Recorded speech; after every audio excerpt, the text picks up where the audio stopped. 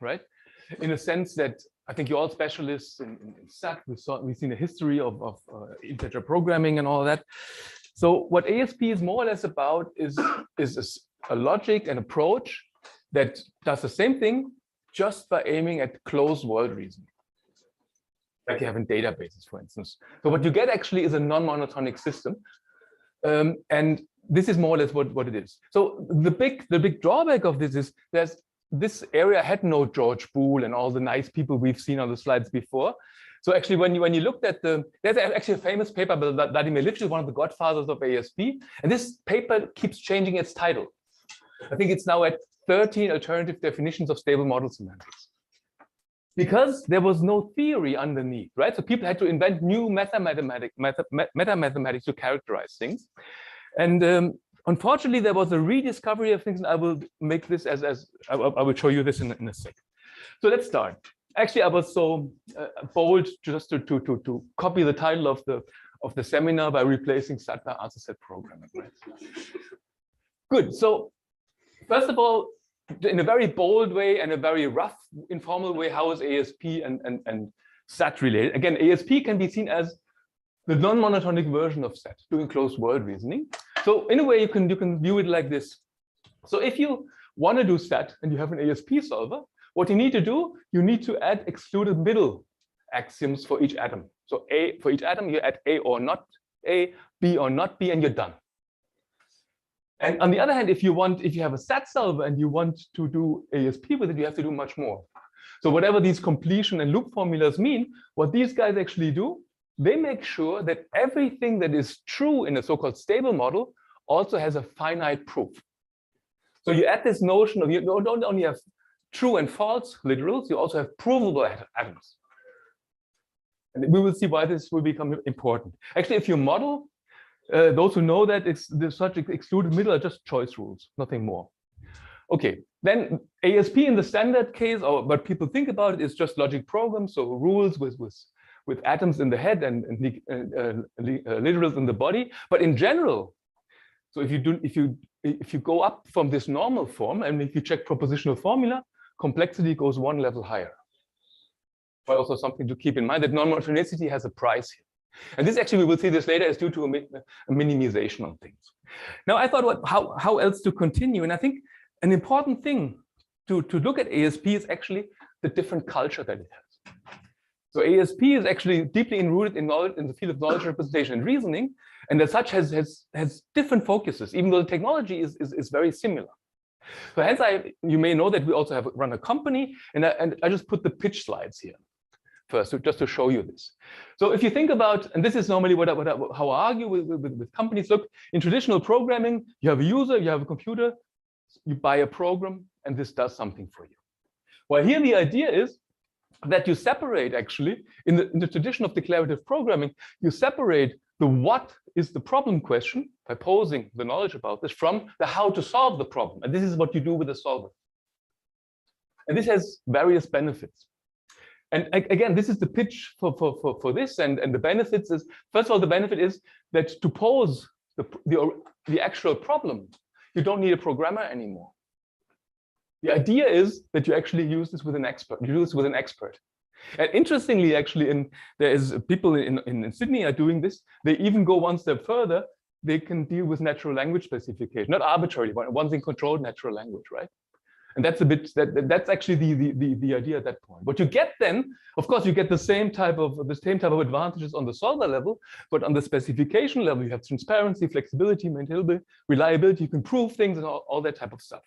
Hence, for us, what is really important is modeling, for instance. Right? So it's not that you take just an encoding and then you do something with it. No, you usually have different ways to encode, try to optimize the encoding. That's normally the level we look at. Okay, and then here's actually something from Siemens, which is a paper they published in 2016, talking about constraint technologies, but this includes actually ASP, and they measured this in their company.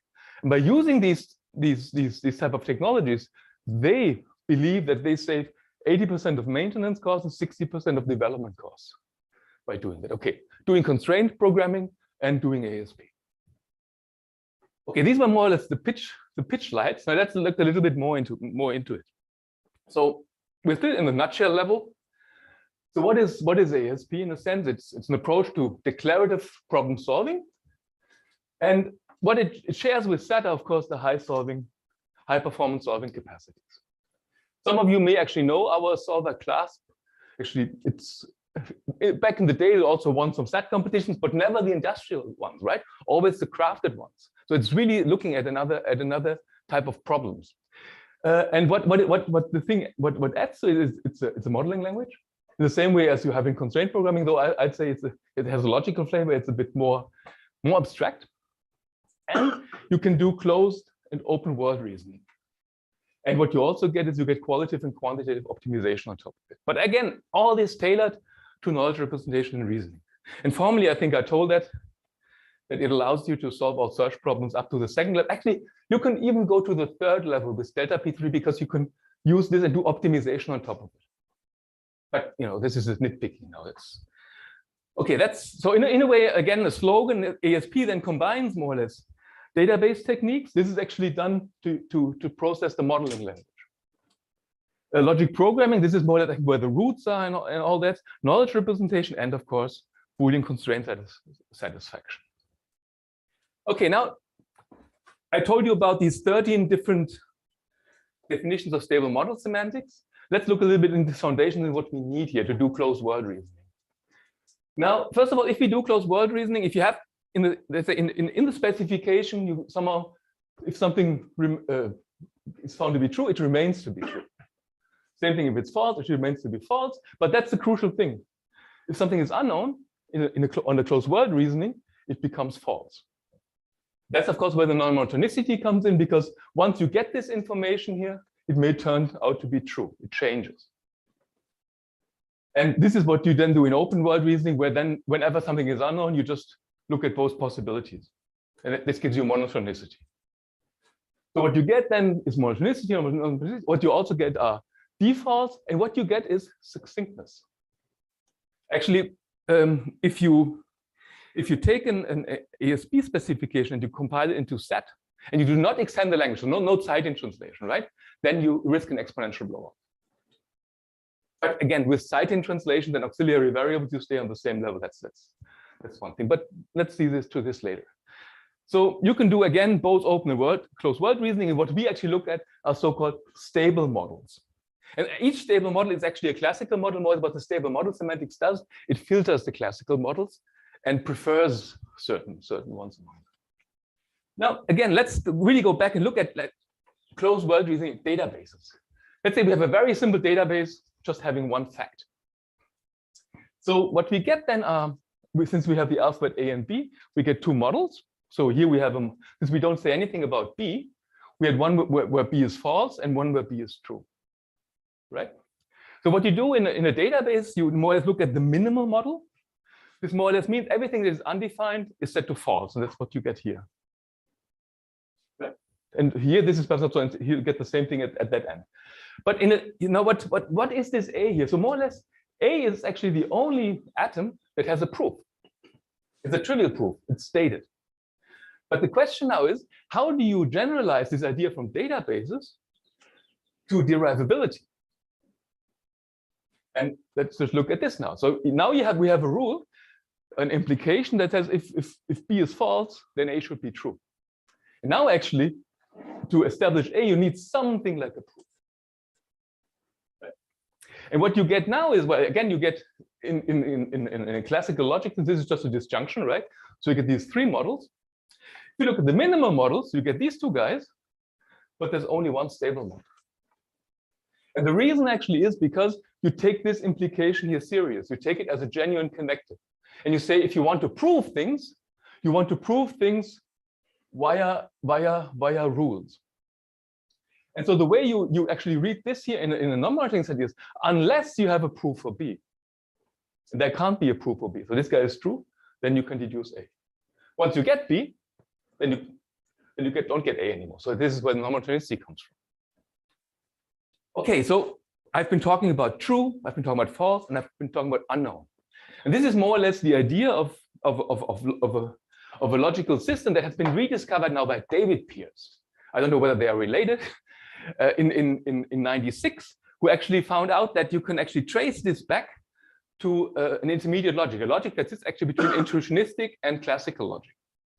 And actually, he was not the first to look at these type of bases, right? That more or less you take derivations as intuitionistic, as constructive. Dov Gabay was looking at that, but he really nailed it down with ASP, and he actually rediscovered the logic of here and there. This is a logic introduced by Heiting, beginning of the 30s, and some of you may also know it in another disguise as Gödel's. Oh God, as Gödel's G3. So the idea is you have propositional logic, but keep in mind that this guy is a genuine connective.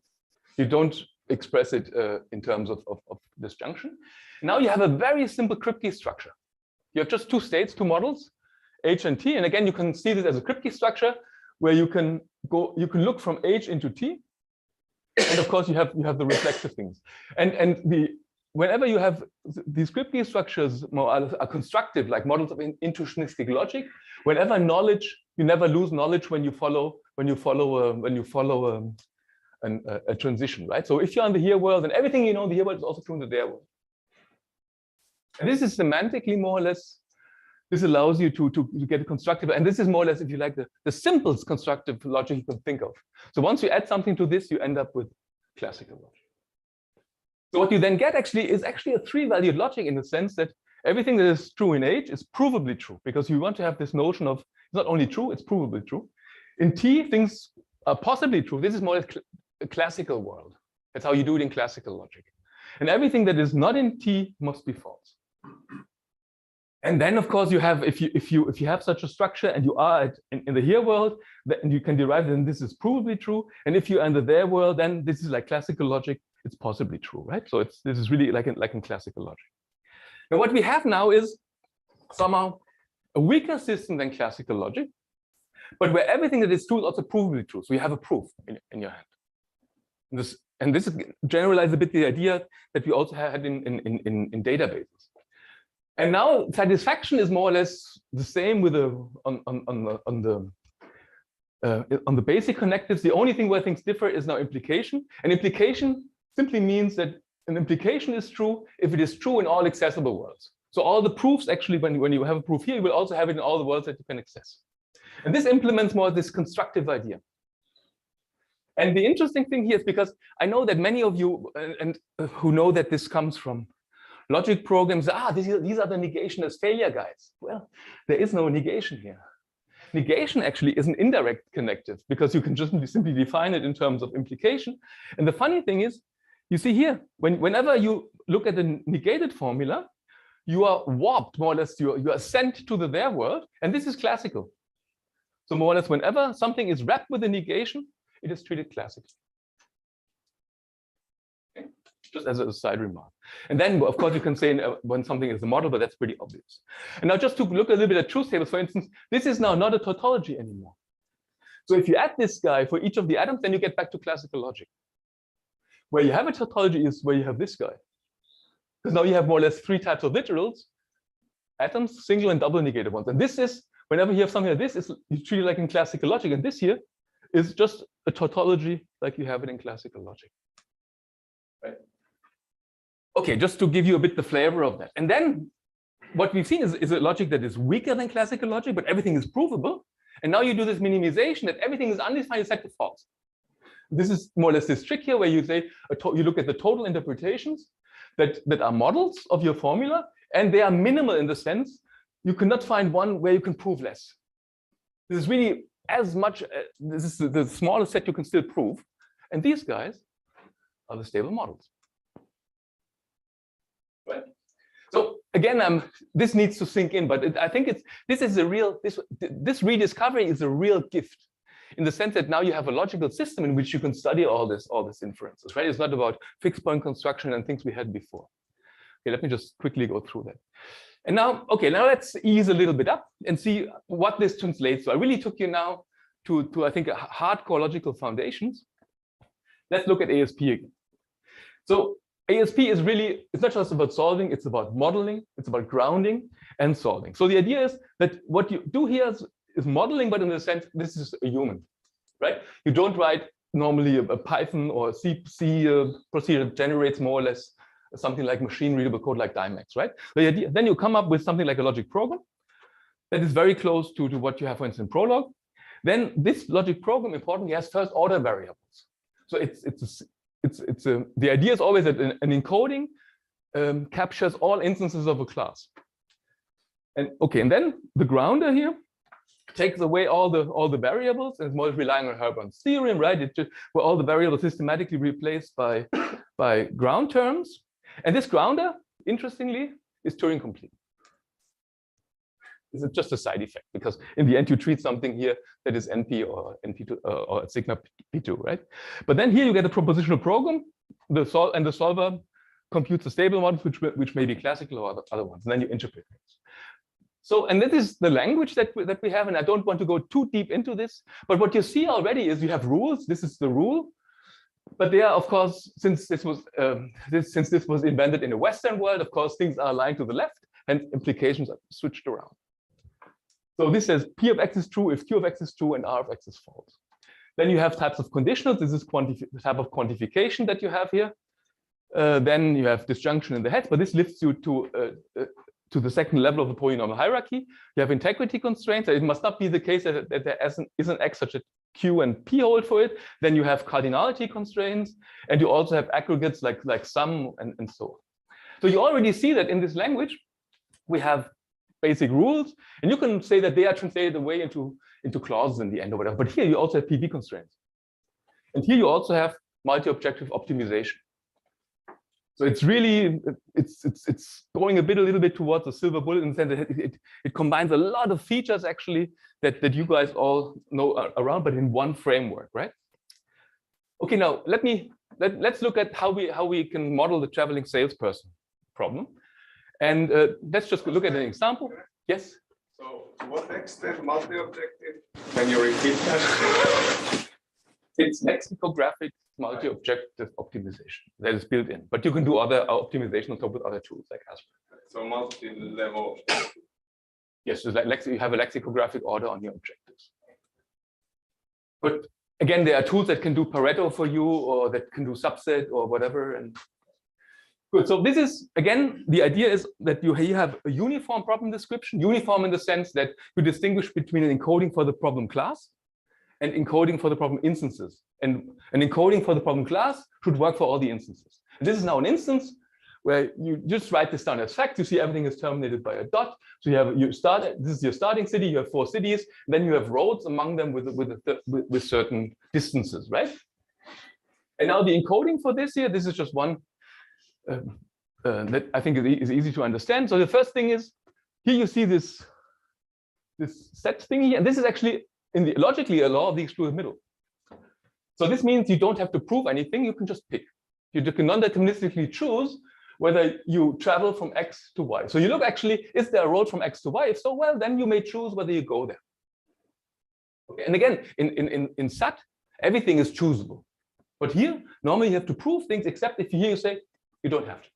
So this gives you a guess. So at that point, you have guessed travel atoms. And now you can elaborate this guess. So here, what you do, you see, what can I actually reach from what can I reach from my starting node if I follow my guess? So if I have picked my starting node and in my guess, I travel from X to Y, oh, then I can also visit Y. And then you have here the recursion. If you visited an X and in your guess, you travel from X to Y, then you also visit Y. And again, this is modeling reachability. And why can you do this in a proposition? Because after all, these first order variables are just abbreviations for ground instances. It's non-monotonicity that lets you do that. Because in a monotonic approach, you have to go to second order logic.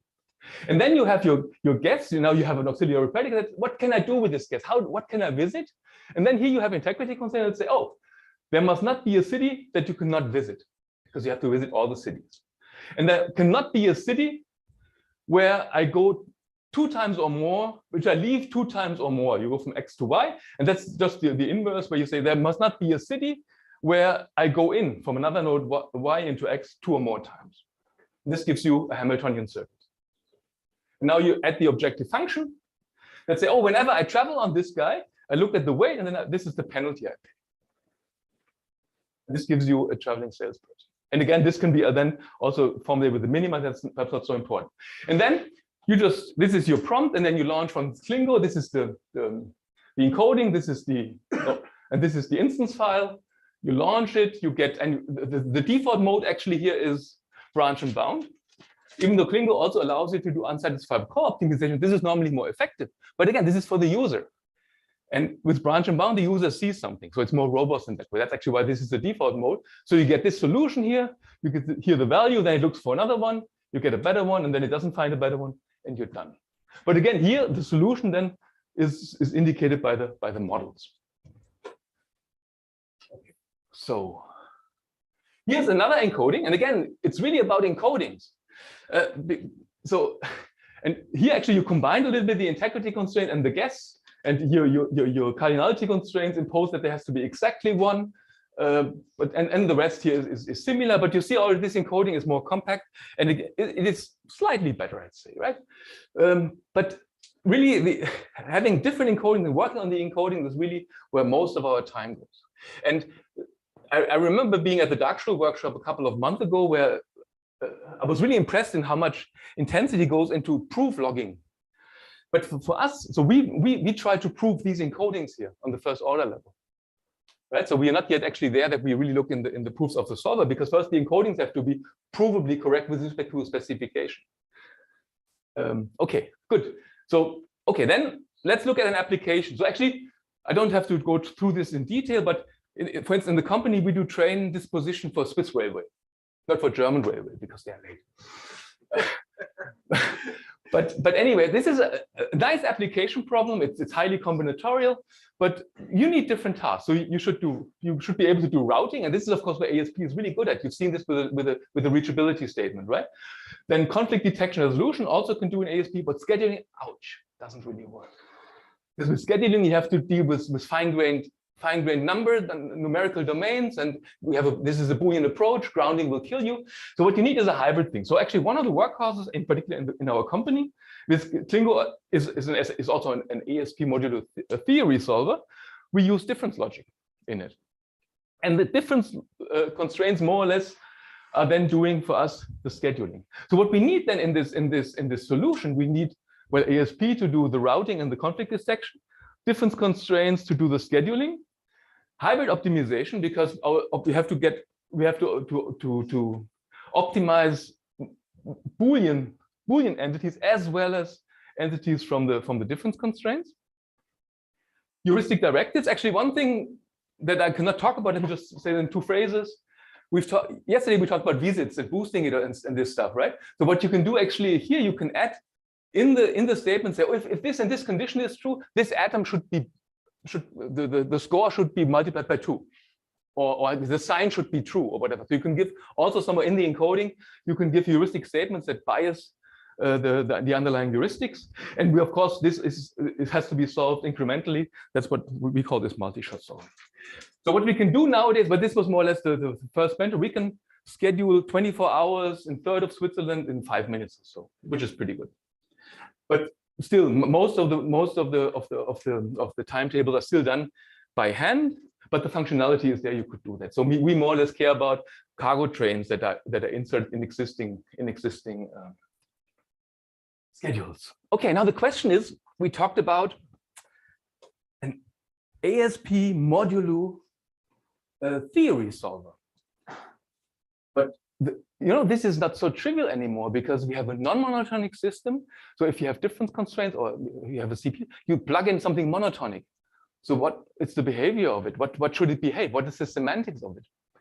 And this was actually quite difficult for us to find out. Of course, we first implemented and studied it, observed it, and we will actually see how we can treat this and how we can now actually verify even our systems on that respect. So if we want to do now ASP modulo theories, it's not enough that we only now take an SMT solver. You also have to take the grounding techniques. You want to allow for modeling as well. So you have to have language constructs for this. So the approach of Klingo is actually that, first of all, it has a grammar formalism. You can specify a grammar, and this grammar describes the new expressions of your theory that you want to add to your system. And then you get more or less theory ASP programs some of this is then commuted to the grounder that he knows, oh, I have to treat them with care because I don't know their meaning. And then usually here you have a propagator waiting that knows actually which language constructs arrive, and this guy then deals with them, right? And then you get here such solutions. Now the first thing is, of course, the theory that is coming, or the theory atoms, the solver has no clue about it. It's a generic framework. So if you then have something like a difference constraint, this is now the syntax that we use for difference constraints. This is more or less like a string, because it can parse it. It can do, for instance, if this may be the result of a grounding process, but it has no idea that this string actually stands for such a difference constraint, right? So if you want to come up with semantics, it's the same thing. You more or less have to rely on a certain semantics, what these guys here mean, and you can't really delve in. And again, I will now more or less zap you through this because otherwise it gets too complicated. But let's first look again at this closed word reasoning thing and why this is interesting. So if we do closed word reasoning, if a variable occurs in a true constraint, it's assigned an appropriate value, right? So if x is smaller or equal than 2, the values are clear. If a variable occurs in no constraint, it's undefined. And here this remains undefined. Interestingly, Peter Stuckey, whom you may know, he took up this idea and he had this lower bound idea, and he had this thesis on using actually the ASP semantic in a constraint solver, which is, again, so he then took, for instance, if the domain was ordered, Peter said, okay, I take the lowest value I can justify. Just as an idea.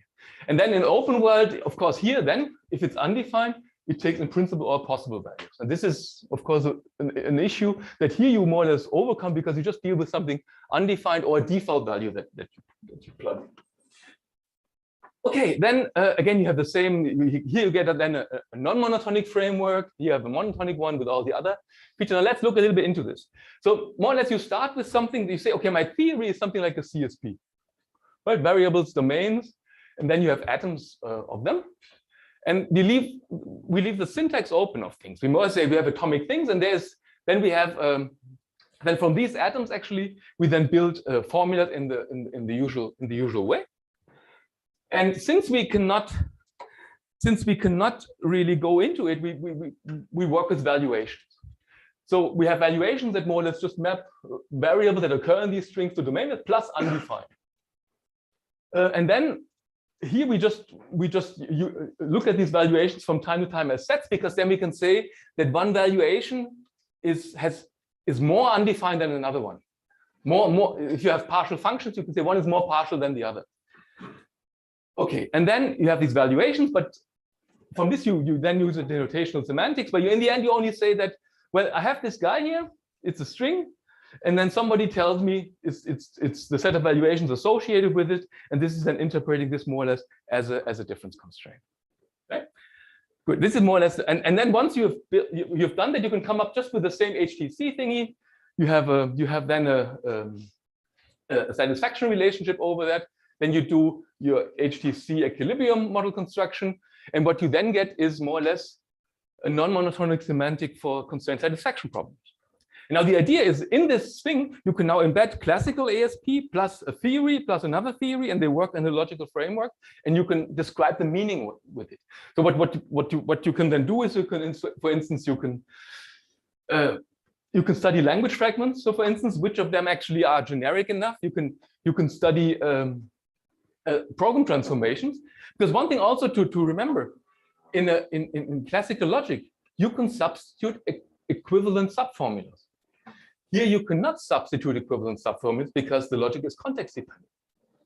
You need stronger notions like strong equivalence. So if you want to optimize your program and you have written a specification for ASP modulo difference constraint and you want to optimize it by doing transformations or whatever, it's important that you have such a logic. And this actually we can do with this system now. So I know that I torture you by showing you this, but it pays off. That's the message I want to pass along, right? Good. Then, oh, I'm actually much faster than I thought, but Mark will be happy with it. So what didn't I talk about? So the first thing, and this is something I really love, because here you have a solving approach that has syntax. Right? You have an encoding, you have a symbol table, you output things, and so on and so forth. So we can do meta programming. So you can actually write a meta ASP solver, half a page. It's an encoding, because actually what Gringo does, it can take a program, parse it, and represent it as a set of facts, and then you write your encoding that interprets the program. Very cute thing.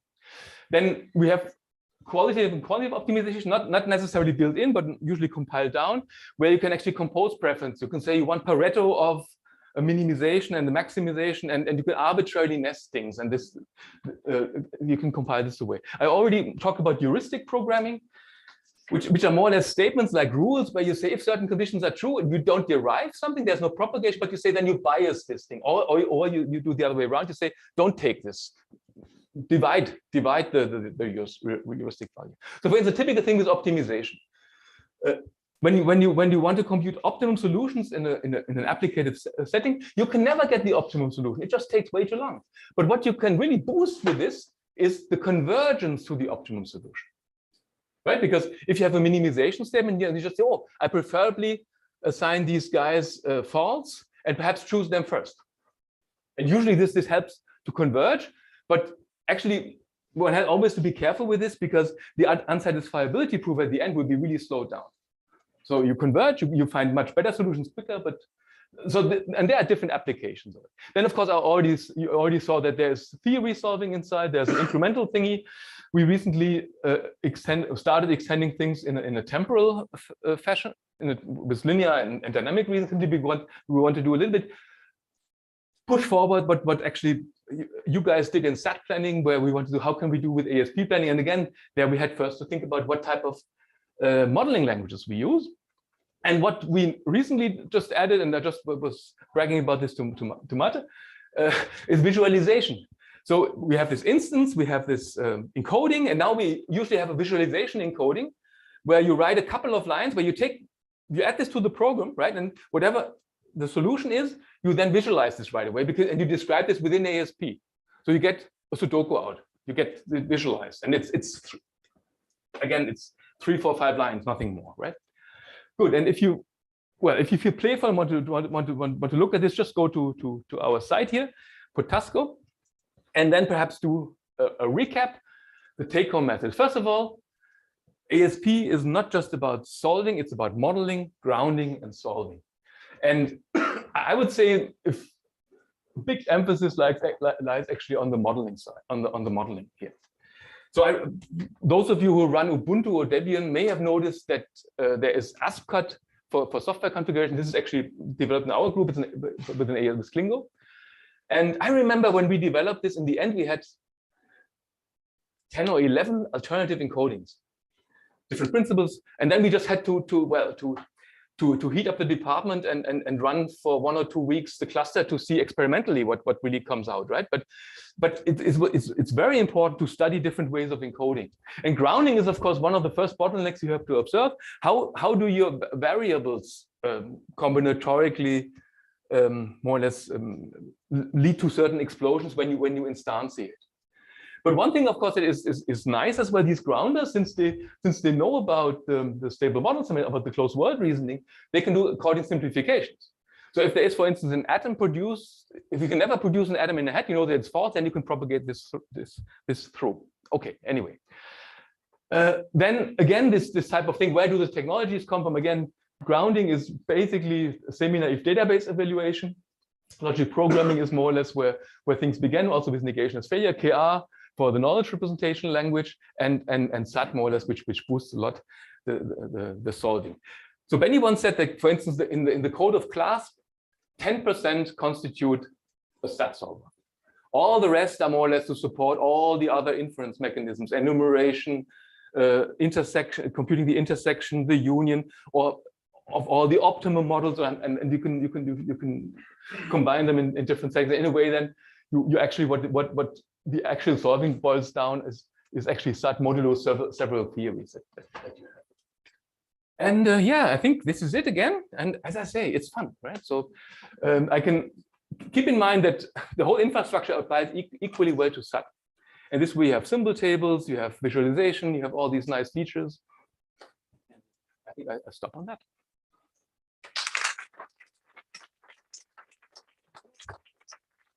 Any questions?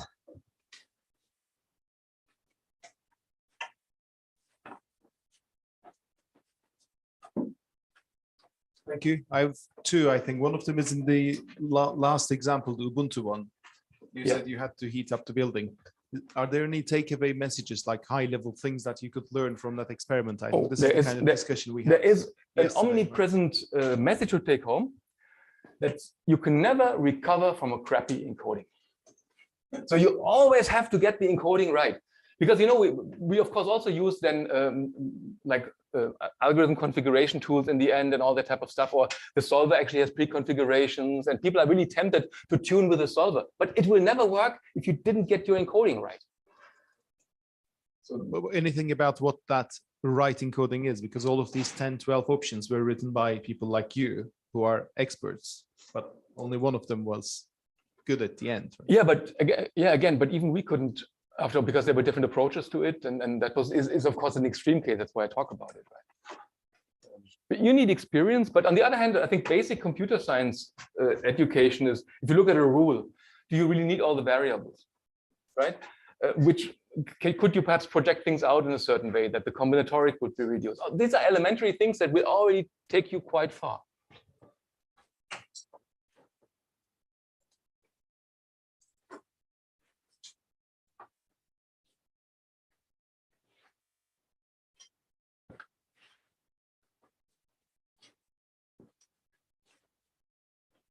So in modeling this unknown to say closed world reasoning or closed minor reasoning, whatever call it, to what extent is a variable unknown? In a way, actually, from a logical perspective, what you could say is you only need somehow the truth value true, right? That things are provably true, and everything that is not derivable in a certain way, you could just leave undefined. If a thing is completely underivable, then you have to throw it away. Why does it appear in the first place? Oh, why does it appear? First of all, you don't see it in the modeling language, right? It's in the we use it in the semantics. So in the Boolean semantics, we are not using it. It's rather actually when you have a variable over a numeric domain, right? It's not clear what the default value should be, right? In a logical setting, the default value for something that is unknown, and if you want to do closed world, you set it to false, like in a database. It's natural. But and as I mentioned, Peter Stuckey was actually proposing whenever you have ordered domains to commit either to the least or the largest element, right? This is related to the second question, actually. You treat all unknowns as one symbol, let's say U, as you denoted in your slides. Usually, for example, we can have a Boolean evaluation where you have different levels of possibility of being true. Yeah. Is there anything? No, we're not looking at that. Thank you.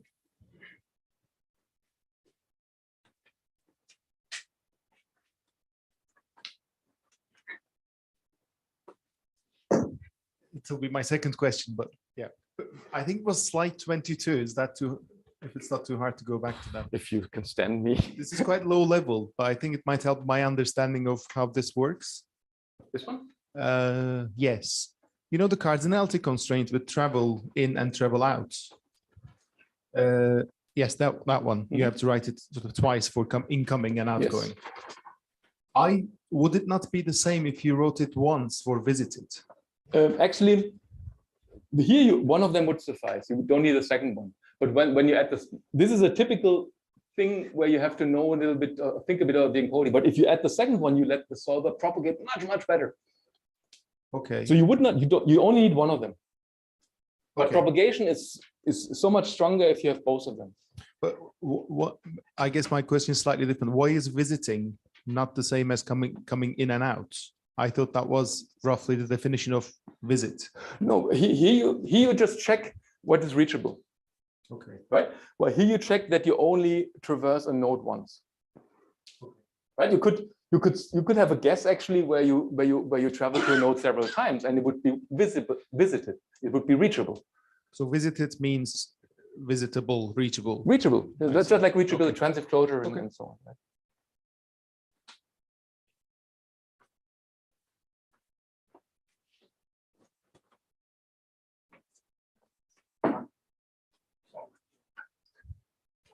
So I was just recently exposed to Klingo, and I found that it's really expressive in terms of modeling and encoding, which is really nice. But I also found I was less confident when encoding things in ASP, because there are some things that are not very trivial to beginners, such as double negation, such as acyclicity of derivations.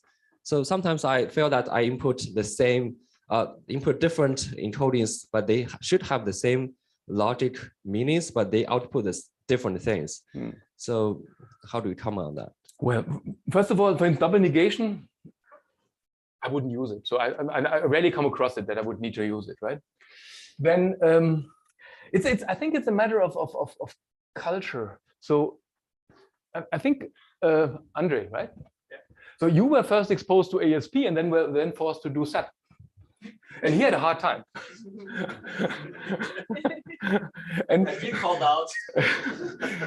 and I think for you it may have been the other way around, right? So but here and I had, it also applies to me. So I grew up with Prolog, for instance, and I had problems letting go, right? And so first, I think the most important thing here is to realize that things have to be derived to a certain extent, and and to get this notion that because in a monotonic SAT, you have a variable and it automatically takes values. Here you have to derive it with a value, and this is something that takes, I think, some time. But visit our group, you will get infected very soon, and the virus will settle in. Good idea. Thank you. Other questions?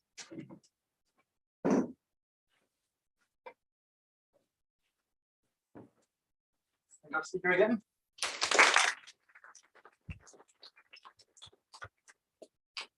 Next up is Kieran McCreesh, who's gonna